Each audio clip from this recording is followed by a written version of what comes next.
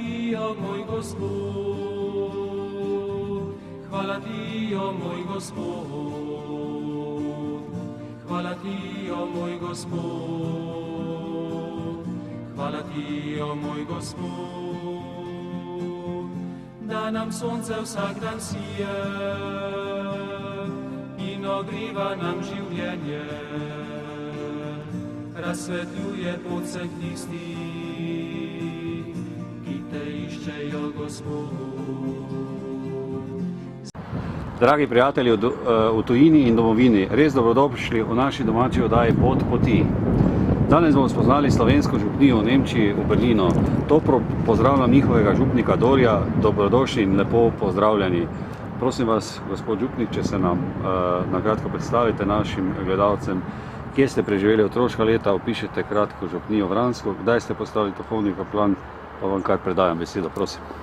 Torej, lep pozdrav vsem, ki me gledate. Jaz sem tukaj doma, kjer snemamo trenutno, in sicer v župniji Vransko, v vasi Brode, živel sem v vasi Tešovo. Tukaj sem prejel vse zakramente, in sicer krstil me je dr. Vekoslav Grmič, tudi prvo sveto obhelo sem prejel pri njemu, tudi birmal me je, ministriral sem vse skozi in nazadnje me je podelil najlepši zakrament, to je zakrament mašniškega posvečenja. Tako da Vransko, ki je tukaj na meji med mariborsko nekdanjo škofijo in ljubljansko, sedaj pa spadamo v celjsko škofijo. Kako pravzaprav vidite Vransko danes? Vransko se zelo hitro razvija, zelo smo veseli, ker imamo dobrega župana, Francija Sušnika, ki veliko vlaga v ta kraj svojega znanja, pa tudi svojih vez kot državni poslanec, kot župan, je zelo poznan vse posod in tukaj se je veliko zgodilo. Predvsem pa smo hvaležni, da smo na Vransko dobili tako odličnega peka Romana Brgleza, ki je na Vransko pripeljal tudi vranske kulturne večere, Brglezove večere, in v sklopu tega večera je tudi moja Dorjeva maša vsako leto z Oktoberfestom, tako da Vransko živi, tako na kulturnem, gospodarskem, na vseh nivojih in še veliko drugih kulturnih prireditev je na Vranskem. Prej ste mi omenili tudi pomožnega škofa Vekoslava Grmiča, verjetno imate tudi lepe spomine na njega, pa mislim, da je prav, da tudi 2-3 besede o njemu rečemo. Ja, dr. Vekoslav Grmič je bil moj župnik, pozneje tudi pomožni škof v mariborski škofiji, potem tudi rektor bogoslovja. Po njegovi zaslugi sem verjetno tudi šel v malo semenišče, v Slomškovo malo semenišče v Mariboru, potem tudi v bogoslovje. Moram reči, da je bil resen, strog človek, tudi do mene, čeprav sva bila dobra prijatelja, in ravno zaradi tega me je tako, bi lahko rekel, spodbujal. Ta njegova drža me je vedno znova vznemirjala, ob njemu sem rastel in moram reči, da sem ponosen, da sem lahko toliko časa prebil z njim. Sedaj bi vas pa prošel, če pravzaprav pišete utrip slovenske župnije v Berlinu, kjer ste župnik, koliko imate vernikov, obisk, svetih maš, a morda primerjate župnije pri nas pa v Nemčiji, ali ni razlike? Ja, to je prav gotovo velika razlika, ker v župnijah v Nemčiji je predvsem bistveno druženje, ne samo pri sveti maši, ampak tudi zelo važno je, kaj se dogaja po sveti maši, tako v Berlinu, kjer sem župnik za Slovence, tudi v Hamburgu sem župnik za Slovence, prav tako tudi v Hannoveru. In najbolj pomembno je prav gotovo druženje. Mi radi prihajamo skupaj, sveta maša je jedro, je srce našega druženja, potem po maši pa ljudje radi prinesejo nekaj s seboj, kruha, mesa, vina, vse tisto, kar je sicer doma na mizi. Zelo radi podoživljamo mladost v domovini. No, v Berlinu je malo bolje organizirano z tega vidika, to pa zaradi tega, ker imamo stalno župnijo in tudi prostore na razpolago od nemške župnije, tako da tam imamo že skoraj svoj restoran, vse posod drugod pa se moramo sami znajti. Na vaši spletni strani sem tudi opazil, ki jo bom tudi sedaj povedal. Da ponovim, vaša spletna stran je skmberlin.de. DE prečna črtica 2007 program.php. Ja, na tej spletni strani sem opazil, da je vaša cerkev posvečena Sveti Elizabeti. Tudi na strežniku RKC imamo oddajo z slovenjegraškim župnikom 800 let Svete Elizabete. Obiskal vas je tudi Jože Lipovšek. Drži ta obisk? Ja, torej, to je bil zelo lep obisk dveh župnij slovenjgraške, ki ima najstarejšo cerkev posvečeno Sveti Elizabeti na svetu. Potem pa tudi stolne župnije iz Maribora, ki jo je vodil dr. Stanko Lipovšek, ki je potem tudi bil, bi lahko rekli, osrednja oseba te slovesnosti, tega obiska. Mi smo v Berlinu obhajali 800-letnico rojstva Svete Elizabete in v tej priložnosti smo posadili potomko najstarejše trte na svetu, stare trte iz Maribora, iz Lenta, ki so jo Mariborčani podarili naši župniji, in to trto je posadil gospod Lipovšek z mestnim svetnikom Avguštinom Heričkom, in seveda Lipovšek je to trto dobro blagoslovil. Moram reči, da zelo lepo raste, iz 10 cm velike je zrasla že skoraj meter velika po tako kratkem času. To se pravi, je to kar presenečenje in tudi zelo lepa gesta. Prav je tudi, da se še dotaknemo vaše župnije. Imate tudi verjetno pastoralni svet in vključene lajke. Ja, naša župnija ima zelo dober župnijski pastoralni svet, ki zelo dobro dela, seveda v skladu z mano. Moram reči, da so dokaj samostojni, le redko kdaj me potrebujejo. Sposobni so res velikih stvari, tudi velikih prireditev. Vse imamo skoraj vsak konec tedna goste iz Slovenije in drugod po svetu. In seveda ti vedno znova prinesejo s sabo tudi kakšen kulturni program in ga potem tudi izvedemo ali v naši cerkvi ali pa v veliki dvorani, ki jo imamo pod cerkvijo. Kako se pravzaprav učite slovenski jezik? Verjetno je v tujini potrebno tudi negovati pravilen slovenski jezik oziroma skrbeti za pravilno slovenščino. Recimo, slovenski jezik se učimo v slovenskem dopolnilnem pouku, ki ga organizira Ministrstvo za šolstvo iz Slovenije. In trenutno imamo eno zelo dobro učiteljico iz Slovenije, ki uči otroke slovensko, pa tudi samih učim pri verouku slovensko, tako da veliko naredimo za to, da bi otroci v Berlinu znali lepo materni jezik. Imate tudi verjetno kakšno kulturno društvo, bi morda se tudi tega dotaknila? Ja, v Berlinu je kulturno društvo e.V. Slovenija, potem je slovensko-katoliško kulturno društvo SKV Berlin in pa Deutsch-Slowenische Gesellschaft, ki ga vodi gospa Daniela Žula iz Maribora. Torej imamo 3 društva in eno župnijo. Zelo dobro skupaj sodelujemo, vsak pač na svojem področju dela čisto samostojne projekte. Dostikrat pa pride tudi do tega, da naredimo kaj skupnega. Opažam, da znate zelo povezovalno povezovati ljudi. Kako vam pravzaprav to uspeva? Je to božji dar ali? Jaz mislim, da je to dar. Recimo tega se človek ne more naučiti. To enostavno ali imaš ali pa nimaš. In jaz sem Bogu hvaležen, da mi je dal ta dar, da predvsem v ljudeh vidim samo dobro. Zelo redko kdaj vidim kaj slabega. In če človek tako opazuje ljudi, potem lahko veliko naredi, ker ljudje so ponosni, če na njih odkriješ dobre stvari. Kakšna so pa odrekanja vaših vernikov? Torej, brez odrekanj prav gotovo ne gre. Ne bi bilo niti misije, ne bi bilo teh društev, ne bi bilo družabnega življenja. Jaz mislim, da ljudje to tudi potrebujejo, kajti prosti čas ni samo čas počitka, ampak je lahko prosti čas tudi čas drugih aktivnosti, ki so drugačne od njihovega vsakdanjega dela, in to v tujini ljudje znajo ceniti in veliko tega prostega časa dajo ali žrtvujejo za skupne cilje. Tako da jaz jih občudujem, odkot jim toliko energije, ker vsak, ki hoče priti v eno od društev ali tudi v našo cerkev ali v misijo, mora narediti veliko kilometrov. In to jim ni težko in tudi nikoli ne pridejo praznih rok, vedno znova prinesejo kaj zraven. prav gotovo je to velika žrtev na eni strani, na drugi strani pa potem od tega druženja dobijo toliko, da lahko ves teden ali pa cel mesec od tega živijo.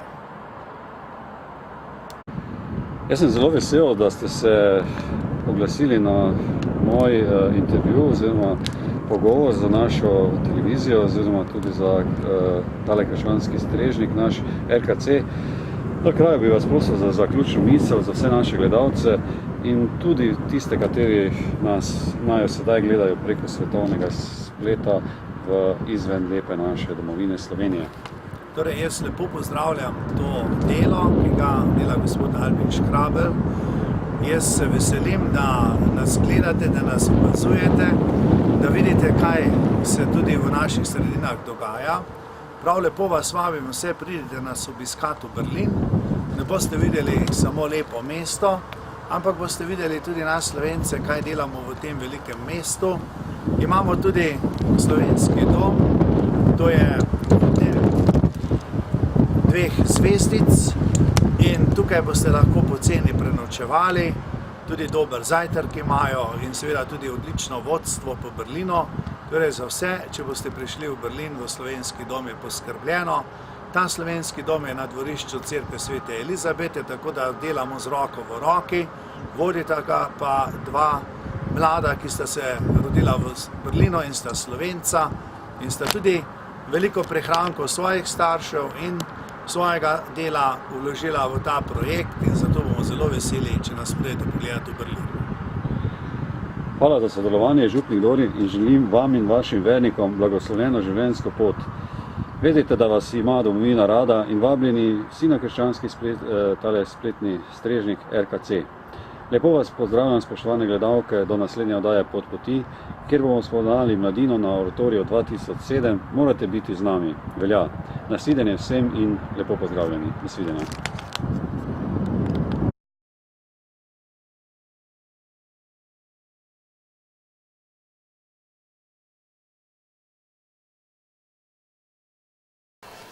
Torej, dragi prijatelji, od vse povsod, jaz vem, da je pri vsaki sveti maši vendarle pomemben tudi nagovor.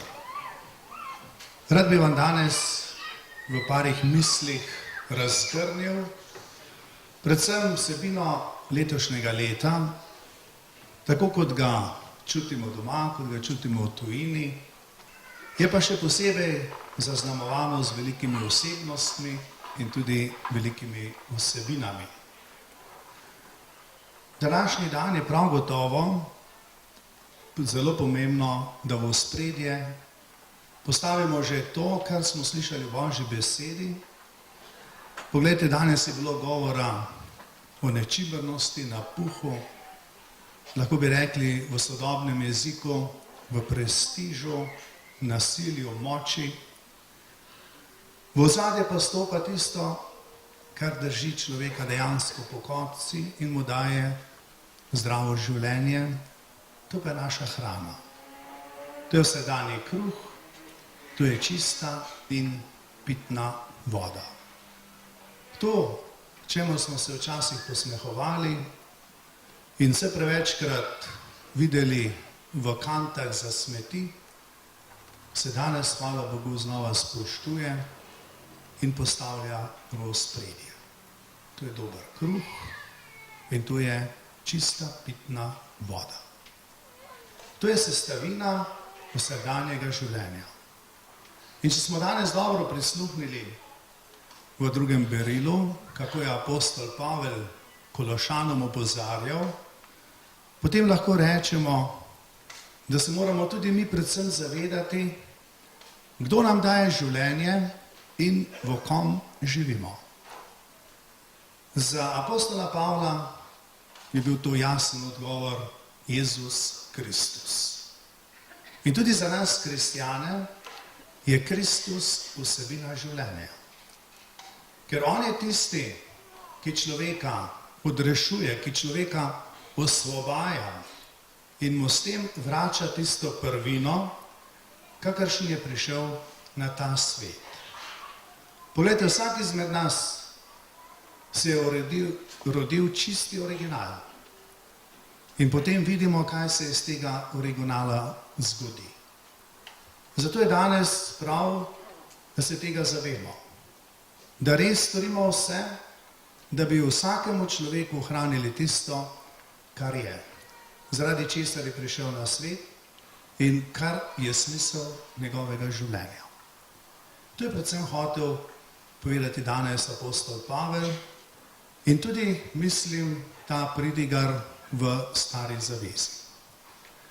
Poglejte, če se danes ozremo na Jezusa Kristusa, ki je bil prav gotovo že zaradi tega tako velik človek, ker nikoli ni nobenega obsojal. Nikoli ni postavljal nobenih pogojev. Edini njegov pogoj je bil tisti, ki je samo po sebi razumljiv, to je ljubezen. Brezpogojna ljubezen. Poglejte, tisti, ki se te ljubezni izmikajo, tisti jo zlorabijo, tisti jo izpačijo. In potem ta beseda nima več prave teže. Jezusu se je šlo samo za eno, da bi vsi ljudje enako razumeli ljubezen. In zato je dal tako jasen primer, da ni druge ljubezni, ne moremo nikjer druge iskati kot v svojem bližnjem. Če ljubiš svojega bližnjega, potem ljubiš samega sebe in ljubiš tudi Boga. Vidite, in to je tisto, kar je prav gotovo v samem začetku ljubezni tudi najbolj očarljivo. To je tisto, kar ljudi povezuje, zaradi česar se ljudje družijo, zaradi česar se ljudje odločajo, da bodo za vse življenje živeli skupaj in tudi hočejo ostati skupaj. Vidite, to je ta ljubezen. To ljubezen opevajo naši pesniki, naši pevci in jaz mislim, da je ta ljubezen vseeno v naša srca, samo na nas je, da jo vse premalokrat mogoče negujemo, zalivamo in da potem se prevečkrat vstopa v ozadje našega življenja. Poglejte, prej sem omenil, da je letos posebno leto, še posebej zame in za mojo župnijo v Berlinu, ki je posvečena sveti Elizabeti. Danes smo slišali, kako nas vabi Božja beseda, da gremo nazaj v svoje otroštvo, da bi nekako iz tega znova zaživeli in našli smisel življenja. In en lep zgled takšne poti je bila sveta Elizabeta. Letos bi bila stara 800 let. Mi smo ob njenem rojstvu v Berlinu, moram reči, da je danes tukaj tisti krivec, ki me na to napeljal, to je Lojze posadili njej v čast, da se bodo tudi poznejši, mlajši rodovi spomnili, kdo je bil to najstarejšo trto na svetu, potomko najstarejše trte na svetu iz Maribora od Stare Trte. Bilo je zelo lepo, nepozabno. In ta trta raste, kot bi lahko rekel, z neko novo močjo, neverjetno, kot da bi hotela že prvo leto dati svoj sad. Hoče biti podobna sveti Elizabeti, ki je kot majhen otrok prepotovala pot od Madžarske, Slovenije, Avstrije v Nemčijo, kjer je tudi v svoji najlepši mladosti zaključila svoje življenje in mnogi pravijo, da je bila to najlepša žena v tistem času. In jaz poznam enega župnika, ki mi je rekel, Dori, jaz bi rad čim prej umrl, samo da bi jo videl. Tako lepa je bila. Torej, vidite, to je Elizabetino leto, ki je imela tudi v svojem času zelo dobre sodobnike. Svetega Frančiška in svetega Tomaža Akvinskega. Zakaj vam to govorim? Poglejte, to so bili ljudje, ki so v tistem času rešili cerkev. Vedno, ko cerkev zaide v krizo, takšno ali drugačno, moralno ali institucionalno ali strukturalno, takrat se pojavijo veliki ljudje, ki ustanovijo redove, ki ustanovijo razne skupnosti, razna gibanja in cerkvi dajo nov zagon. Vidite, in to se je dogajalo takrat in to se dogaja danes. Žalostno je samo to, da mi, ki živimo sedanji trenutek, ta čas, teh ljudi ne opazimo okrog sebe. Mogoče so to ravno ti pevci, ki danes nam prepevajo, ki nam na lepši možni način prinašajo eno svoje sporočilo v duhu ljubezni, druženja, veselja. Vidite, to je ta nova pot, na katero nas kliče danes Božja beseda, na katero stopamo takrat, ko se odločimo, da gremo nekam na neko novo drugo mesto, samo zaradi tega, da bi prišli skupaj. Vidite, tudi danes potrebuje cerkev takšne ljudi. Tudi danes se moramo zavedati, da lahko živimo samo iz tega trenutka. Da tisti, ki se preveč zaustavljajo v preteklosti, ne morejo spoznati sedanjosti in samo sedanjost rodi življenje. Tisto življenje, ki nam daje prihodnost. Samo ta filozofija je nobene druge. En star Egipčan je že 1390 let pred Kristusom rekel: neumnež se zjutraj vpraša, kaj bom delal. Pameten pa se zjutraj vpraša, kaj mi bo Bog danes naročil, da naj naredim. Torej vidite, tukaj se vidi, da se moramo včasih prepustiti tudi navdihom. Ne samo vedno slediti temu, kar misliš in samo ti trdnostno vztrajaš, da je prav. Ampak da se je treba res prilagajati znamenju časa temu duhu, ki danes veje, enkrat močneje, drugič malo šibkeje, ampak prepričan sem, da takrat, ko smo pa takole zbrani kot danes, pa dobi posebno moč. Ne samo v duhu, ampak tudi na zunaj, v tej simboliki, ki se danes tukaj pred vami dogaja. Sveta maša, petje, duhovniki, ministrantje. Poglejte, vse to na nek način nagovarja, da moramo tudi navzven pokazati tisto, kar v srcu čutimo. Tudi našo folkloro imamo tukaj, ki še na poseben način hoče vedno znova obujati vse tisto, kar je v tem trenutku mogoče zanemarjeno, pa bi moralo stati v ospredju. Kot vedno znova pa je takšen dan, kot je danes, tudi priložnost za zahvalo. Da se drug drugemu zahvalimo. Mož ženi, žena možu, otroci staršem in tako naprej. Da se zahvalimo tudi tistim, ki nam dajejo vsakdanji kruh, ki nam dajejo delo, da lahko preživimo. In da tudi tisti, ki dajejo delo, znajo ceniti svoje delavce. To je bilo danes zelo jasno razvidno iz Božje besede, kajti samo v tem duhu, v tem sožitju, da drug drugemu vedno znova dajemo, bomo lahko srečno živeli tudi v prihodnje. Amen.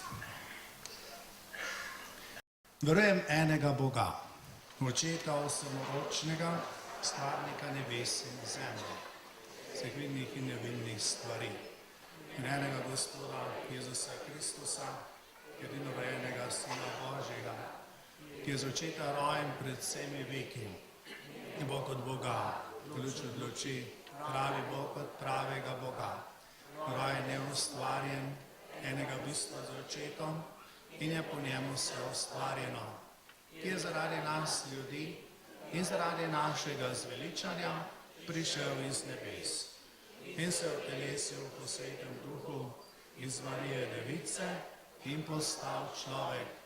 Bil je tudi križan za nas, pod Poncijem Pilatom je trpel in bil v grob položen.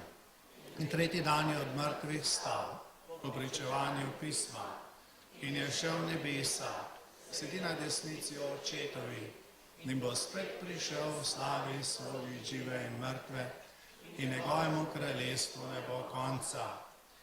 Svetega Duha, Gospoda, ki oživlja, ki izhaja iz Očeta in Sina, ki ga z Očetom in Sinom molimo in slavimo, ki je govoril po prerokih, v eno sveto katoliško apostolsko cerkev, priznavam en krst, odpuščanje grehov in pričakujem vstajenja mrtvih in življenja v prihodnjem veku. Amen.